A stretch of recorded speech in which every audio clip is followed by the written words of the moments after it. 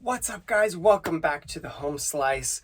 We have a very, very exciting episode for me today because today we have got some of the heavy hitters of edge retention lined up for y'all today. Today we have the CPM 15V Big Brown Bear Sprint Run Paramilitary 2. The very Paramilitary 2 that did 72 cuts on the Andy rope, on the 40mm Manila rope. Very excited to put this thing through its paces, but it will have its work cut out for it because this Big Brown Bear 15V Paramilitary 2 is going up in the next few weeks against Pete's favorite knife, the Spyderco Stretch in K390. Woo! This is the Spyderco Stretch that actually outperformed the 15V in the death rope test. So it'll be interesting to see in that sort of toughness-oriented test, the K390 really shined. In the wear resistance sort of focus test of the 40mm Manila rope, this 15V crushed everything, everything by miles.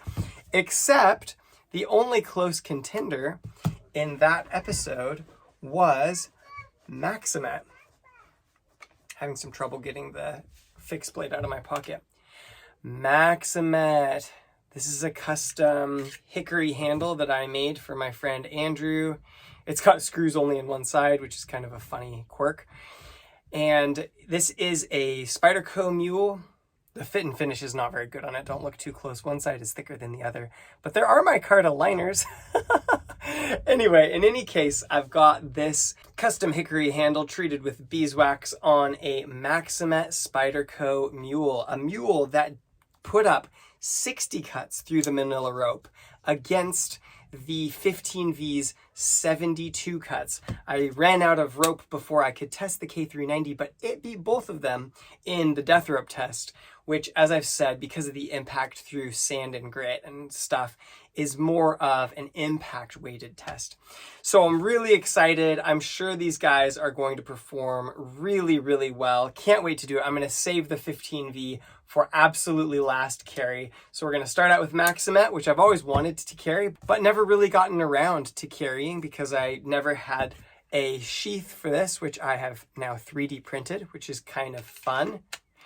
And K390 in the Spyderco Stretch is something of a legend in my mind because of how much Pete at Cedric and Ada loves it and talks it up. And this thing, man, I will tell you, these stretches are thin behind the edge and they have got beautiful geometry. So I really do understand a bit of what Pete is on about. For me, so far in my testing, this is going to be a little bit of an ultimate metallurgy showdown. You got like Maxamet, which is like the king of wear resistance.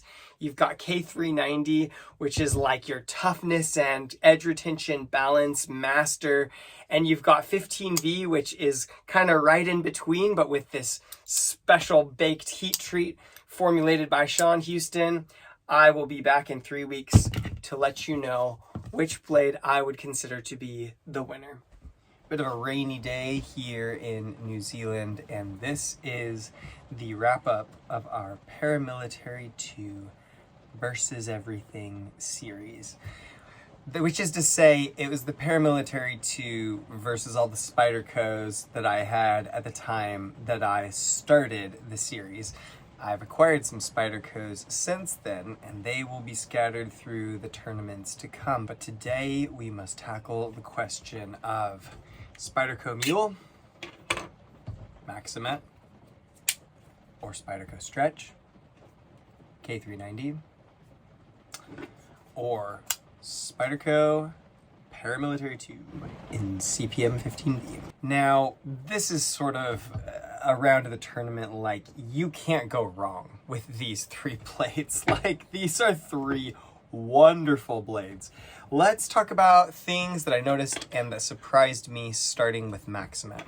I really liked Maxamet. I've never put a dual grit edge on Maxamet that tested well, that was durable, that lasted. I've had a lot of problems with dual grit edges on Maxamet. This particular edge that I put on Maxamet was a 400 grit Atoma diamond stone on one side, and it went up to like a 1500 or a 3 to 5 micron. It was Veneve OCB water diamond stone on the other stroppy stuff compound down to 1 micron.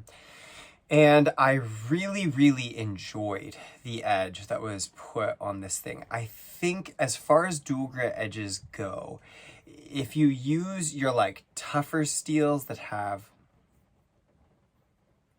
if you use steels that are somewhat higher in the sort of toughness range, then you end up making up for some of that fragility that can be added to by a dual grit edge. Because essentially, if you sharpen fine on one side and coarse on the other with my method, you're trading a little bit of edge toughness for a little bit of wear resistance. It doesn't want to be worn away. It wants to hold that aggression, but it's not usually as durable.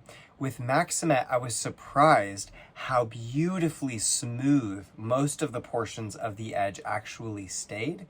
However, I did find that there are little areas where you can feel little chips or little fail points where the durability of the edge being a little bit lower and the durability of the steel being a little bit lower. It just meant that some things on the edge held perfectly and other areas experienced more damage than some of the other steels that I've experienced so far in this tournament. I'd imagine like your sort of 1000 to 1500 grit stone edge leading strokes is probably going to be more of your sweet spot for a steel like Maxamet. I gotta send this back to my friend Andrew, but I'd be keen if I get my hands on some Maxamet in the future to do my Veneve 400 grit or 14 to 20 micron diamond waterstone and just do edge leading strokes on that and leave it at that grit, just drop it there, because I think that that would do a good enough job of cleanup, hold that aggression, but probably produce an edge that's less prone to chipping or micro damage. But overall, I actually loved Maxamet. I cut up tons of cardboard with all three of these. They were all incredible.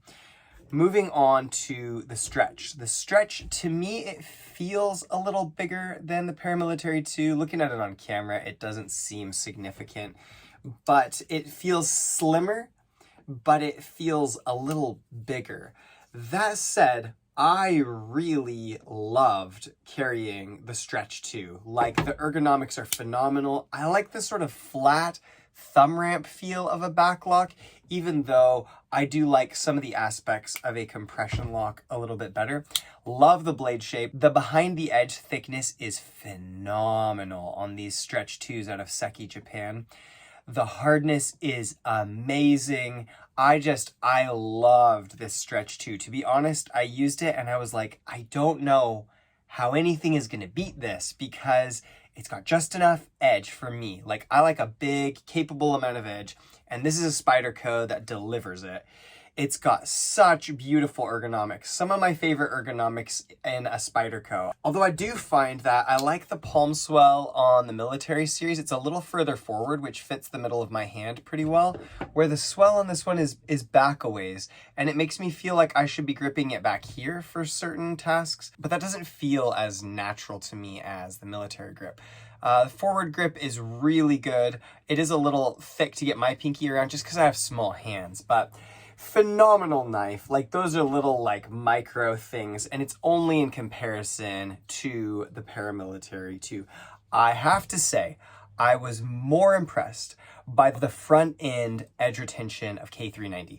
K390 came off with such a zippy edge. I was like, this is my first K390 carry.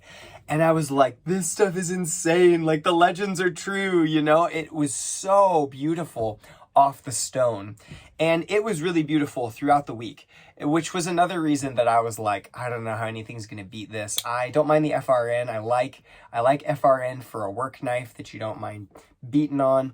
And just everything about this design was really pleasant and smooth and well thought out. So I love the Stretch too. Really sad to send this back to Sal, but really excited to hear about their results in their testing.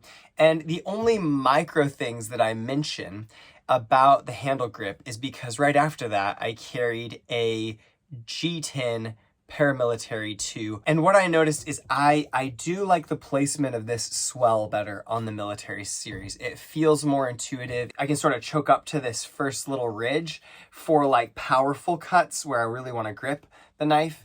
And in the forward grip position, it's a little bit narrower here, so it doesn't feel like my pinky's trying to get around a little bit of a larger sort of fish belly there. Depending on your hand size, it would probably swing you toward the Stretch if you have a bigger hand, and probably toward the Military series, in my opinion, if you have a slightly smaller or medium-sized hand.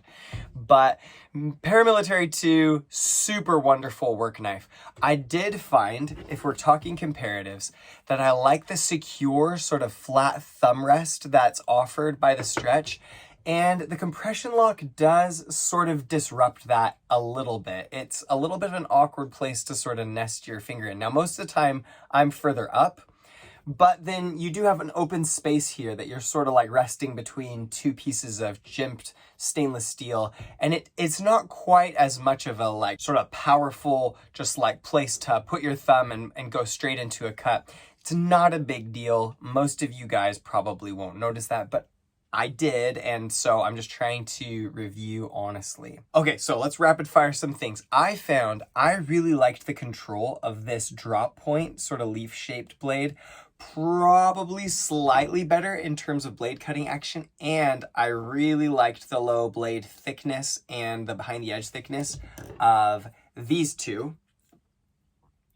I was surprised by the fact that in cutting use, I liked the drop point like a little bit better than the other two, but obviously the convenience characteristics of carrying a fixed blade that's not particularly made to be an everyday carry was a little bit lower. So blade shaping, probably highest on the Mule, and I didn't mention the ergonomics on the Mule, but they're fairly perfect, to be honest. Especially with a thicker handle like this, you really get a good purchase on the thing. So great ergonomics, great blade shape, which would lead me toward declaring this Mule the winner. I do, however, love the convenience of carrying a folding knife. It is really, really a lot easier to carry, in my opinion. I liked the lock comfort better on the Spyderco Stretch, and I liked the initial sharpness and overall geometry best on the Spyderco Stretch out of any of these three. However, I liked the ergonomics better on the Para Military 2, and the one thing that I will say is the back end edge retention on this, like the edge that it breaks down to for the first week of use, was phenomenal. And I'm not kidding, like I thought like, hey, love this, but Maxamet's not my favorite for a dual grit edge, and so probably in this episode comparing these dual grit edges, I probably wouldn't go all in on Maxamet. And I thought, guys, like K390 is so phenomenal, and it is, and I was like, I think this one's probably gonna win. And honestly, Sunday through Thursday of carrying this, I still thought that. I was like, I really like this Sean Houston 15V. I like the ergonomics, but there's just a little bit more design-wise that's pushing me toward the Stretch in terms of absolute thinness and the beautiful cutting characteristics of K390. But probably about Friday, Saturday, I did a ton of garden work, and I'm cutting up dirty flax like over and over and over again, and I kept expecting this thing to dull, and it stayed so functionally sharp. It blew my mind, and I think I have to say, I also like the convenience of a compression lock to close and open. It was by far the most convenient, although this one is a little bit stiff. I can get it now that I've broken it in for a week. I personally kind of like grabbing the compression lock there and just giving it a little nudge with my finger. That actually is a real natural way to close the knife for me. Anyway, The back end edge retention on this thing was insane. The ergonomics kept growing and growing and growing on me, and the convenience outside of just a bit of a funny thumb feel in certain hand positions. Everything else about it was so phenomenal. I even was whittling on a piece of wood that I've used as a fire poker for a while, and it's gotten like tamped on the ground a whole bunch, and a little rock was embedded in there, and I was like carving it to make the end that I hold on to stir the fire a little more ergonomic, and didn't see the rock, and I rammed this 15V edge straight into a rock embedded in a piece of wood and like scraped the rock out. And I looked at it, and it's damaged because steel hitting rocks is going to get damaged. But it like didn't chip super visibly or super bad at all. I think overall, like I honestly, guys, every knife I carried in this series, I carried the Maxamet first, and I was like, this is going to win. This is totally going to win. And then I experienced the slim sliciness of the K390 and the edge characteristics. And I was like, oh, I think I like the edge characteristics just a little bit better of K390 even than Maxamet because of that front end bite. And every stage I thought that knife was going to win. And I came around to Saturday after beating the tar out of Sean's 15V. And I was like, no, I gotta give it to this PM2. Like, it really, really earned it with like grippiness, with ergonomics, with like good front end edge retention and good sharpness, and then amazing back end edge retention. It didn't rust, it didn't patina. I've had all kinds of juices all over this thing, and I know patina can be kind of fun, but that sort of leans me in the direction, if it's more stable and it's gonna be a slow, like subtle patina, I kind of like that better. Where K390 seemed real reactive to me, like even just getting a few drops of lemon juice on it, it's got some permanent discoloration, which is fine, okay? You guys can tell me in the comments what you think about patina, but all those characteristics leaned me back in the direction of this Paramilitary 2, and I sort of just like fell in love with it. One thing that I will say is I actually like the G10 handles in the Paramilitaries better than the micarta, and you guys can feel free to disagree with me in the comments if you want. But the main reason why is because they're able to like radius this edge a little bit more. The edge feels more rounded and wrapped. If you look at the micarta ones, they have steel liners, and then the cutout for the compression lock, that micarta is like a millimeter thick right there. I should grab mine, but I don't know where it is. Anyway, those of you who have one will know the micarta gets very thin right next to the compression lock. And I think because of that, they can't round and sculpt it as much because it would actually come down in the side of the handle. And it's a little bit too square for me personally. I know that's nitpicky. I know the Crucible Spyderco knives are wonderful, and you guys, I know you can just tell me I'm wrong. But for me personally, I found that the traditional G10 Paramilitary 2 has some real grip and some real class and some real function, and I actually prefer it to the micarta model that I bought. Okay, that's what we're gonna call it. I'm just gonna decide that. 15V Paramilitary 2 wins this round. What does that mean? That means the first round, the Chopperall one, I'll put it up on screen now. The second round, the custom PM2 one. The third round, the Rex 45 Paramilitary 2 one, and here at the end, the 15V Paramilitary 2 is winning just by a hair, to be honest. Like, I would take either of these in a heartbeat. And in fact, I loved this too. But I think overall, all the characteristics combined, ease, ergonomics, usability, carry size, convenience, edge retention on the front and the back, sharpness, everything together, I have to choose this one, which means, hey, the Paramilitary 2, I said if it wins more than half, then we'll call it a success. So I have officially declared the Paramilitary 2 a success. Not that it needed it. It's clearly already selling across the world and blessing tons of people. So well done on the design, Sal and Eric. Well done on the heat treat on this, Sean Houston. And before we go, let's take a look at that place that the rock hit in the microscope and see how big the edge damage really is. Okay, we're gonna try to do this just by hand because, to be honest, the resolution is not that much better when I import onto my computer. This is what the edge looks like after heaps of cardboard on this 15V and a full week of use. To be honest, it's looking pretty stinking gorgeous. As we approach this area of impact, I'm pretty sure we'll see a decent size chip from this rock somewhere in here. And there it is. Okay. I remember in the past I got a view of about what like 10 microns is. I'd say that chip has gone in probably, if I was to guess it, probably 20 to 25 microns. So running into a rock is a bad idea. But to be honest, like, that's totally repairable in a very, very short sharpening session. And overall, I'm really pleased with the yield strength, the toughness of this 15V steel. For reference, this is the Maxamet edge, and just from cutting up cardboard, it developed chips that I would say are probably about half as deep as the rock impact on that 15V, just from normal use. Like, this didn't hit anything hard. So that's interesting. Also, just for reference, the edge on K390, if I can get it in focus, looks to be about a similar level of fineness to the edge on the 15V. Like, it looks like overall, perhaps we've got a little bit more bending over time because I do see more light reflections, but it looks really similar.